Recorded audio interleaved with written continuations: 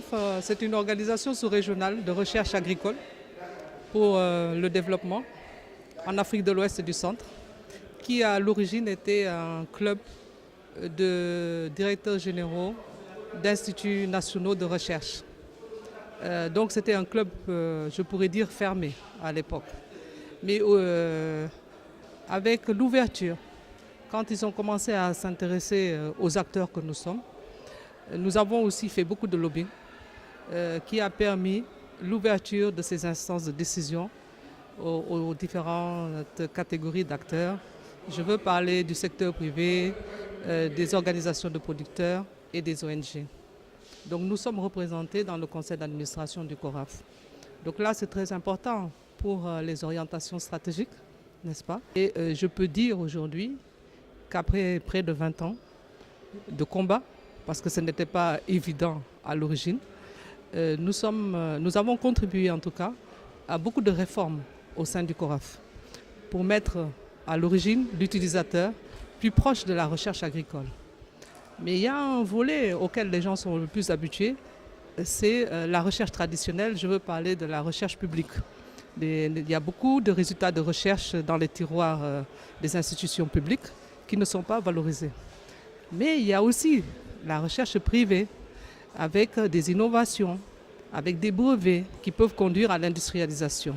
Et ce type de recherche n'est pas du tout pris en compte. Alors, politiquement, quand on parle aujourd'hui de développement, quand on parle de création d'emplois, quand on parle de l'emploi des jeunes et des femmes, si vous n'avez pas d'entreprise forte, vous ne pouvez pas créer l'emploi. Donc, le grand défi qui reste, c'est qu'il faut un environnement qui soit plus incitatif pour la promotion de nos entreprises, de nos industries, mais également pour la sécurisation de nos investissements. Parce que quand vous investissez et que vous êtes dans un environnement instable, vous perdez peut-être le dur labeur de toute une vie de travail. Donc c'est important pour nous d'avoir un environnement stable, mais aussi d'avoir un environnement plus incitatif. Parce que vous ne pouvez pas être soumis au même régime fiscal, par exemple, quand vous créez une industrie, par rapport à quelqu'un qui crée une agence immobilière et qui ne fait que louer des appartements, qui est dans le service, n'est-ce pas?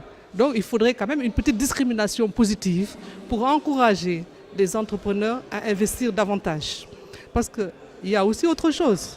Quand on fait de la valorisation des résultats de recherche, ça prend énormément de temps. Paradoxalement, on subventionne la recherche publique, mais on ne subventionne pas la recherche privée. Alors, si on travaillait à aussi être un peu plus juste, dirais-je, avec les entrepreneurs privés qui prennent le risque tout seuls, et qu'on les accompagne quand ils ont des brevets, n'est-ce pas, pour aller vers l'industrialisation, c'est là où on va créer des champions.